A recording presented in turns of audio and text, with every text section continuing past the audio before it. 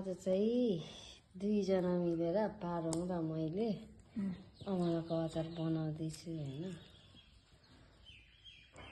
अचार चाहिँ कस्तो हुन्छ कुनै अस्तिको दिन मिठै भएको थियो नि खाएको पारुङले नि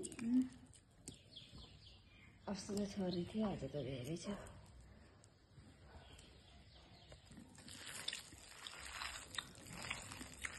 भयो एकदम मिक्सै भएको रहेन फेरि।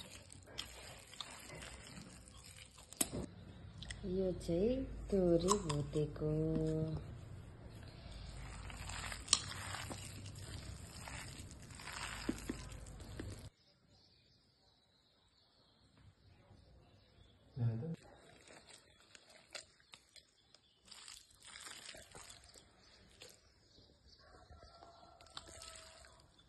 यहाँ चाहिँ मेरो सानीले तेल हाल्नु हुँदैछ बट्टामा।